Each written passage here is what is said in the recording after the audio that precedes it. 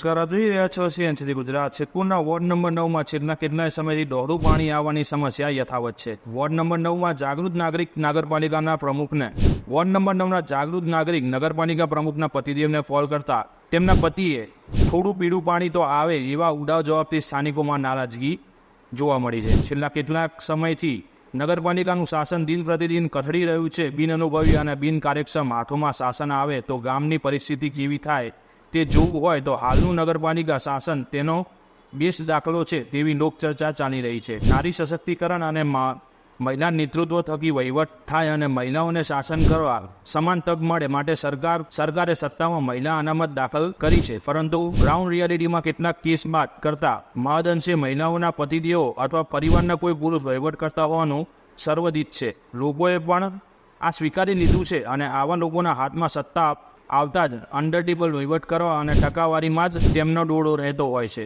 વહીવટી જ્ઞાન અને અનુભવ નહીં હોવાથી અધિકારીઓ અને કર્મચારીઓ પણ તેમને રમાડતા હોય છે. ત્યારે સિદ્ધપુરના વોર્ડ નંબર 9માં ધરોઈનું પાણી આપ્યા બાદ શરૂથી દોડું પાણી સપ્લાય થતું હોવાથી લોકોની ફરિયાદો ઉઠી છે, જેની રજૂઆત મ્યુનિસિપલ સદસ્યો સહિત ઘણા નાગરિકોએ કરી છે, પરંતુ કોઈ પરિણામ મળ્યું નહીં હોવાનું સ્થાનિકો જણાવી રહ્યા છે.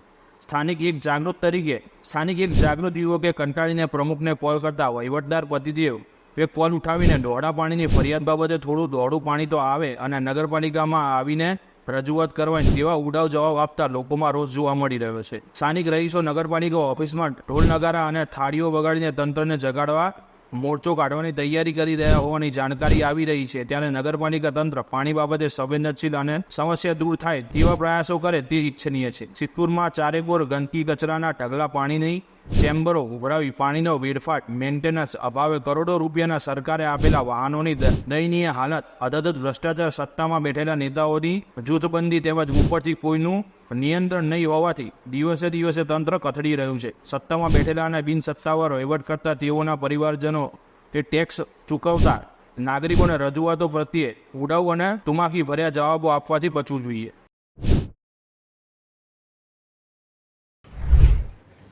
આજે સિદ્ધપુર શહેરને લગતો સોશિયલ મીડિયામાં ફરતો એક ટેલિફોન સંદેશ મારા ધ્યાને આવ્યો. સંવાદ મારી સમજ મુજબ સિદ્ધપુર નગરપાલિકાના પ્રમુખશ્રીના પતિશ્રી અને સિદ્ધપુરના એક નાગરિક વોર્ડ નંબર 9માં રહેતા અલ્પેશભાઈ વચ્ચે થયો હોય તેવું લાગે છે. પોતાના વોર્ડમાં પીવાનું પાણી દૂષિત આવે છે, જેના કારણે નાગરિકોનું સ્વાસ્થ્ય જોખમાઈ શકે છે.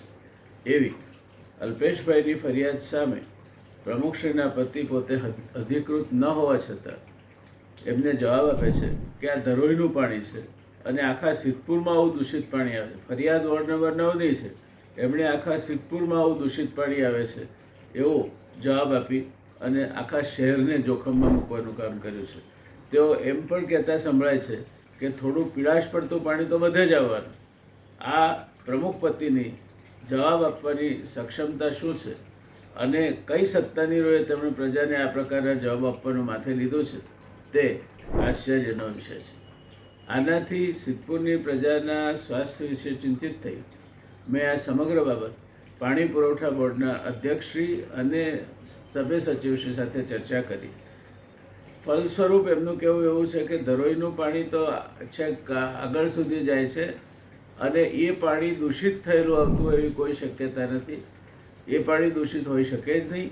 એટલે નગરપાલિકાએ પોતાની આંતરિક વિતરણની જે વ્યવસ્થા છે એમાં ક્યાંક કોઈ લીકેજ થતું હોય અથવા તો કોઈ પાઇપમાં કંઈક ક્ષતિ થઈ હોય જેના કારણે દૂષિત પાણી આ પાણીમાં ભળી જતું હોય તે પ્રકારની પરિસ્થિતિ બાબત ચેકિંગ કરાવી લેવું જોઈએ અને સત્વરે આ ક્ષતિ સુધરાવી લેવી જોઈએ. દોષનો ટોપલો પાણી પુરવઠા બોર્ડના માથે નાખવાનો જે પ્રયત્ન કરવામાં આવ્યો છે તે હું મારી જાણકારી મુજબ પણ કહું છું અને સભ્ય સચિવ શ્રી ગુજરાત પાણી પુરવઠા બોર્ડે પણ એ બાબતમાં કહ્યું છે કે આમાં તથ્ય નથી. રિપોર્ટર ધ્રુવ કુમાર દવે, સિદ્ધપુર.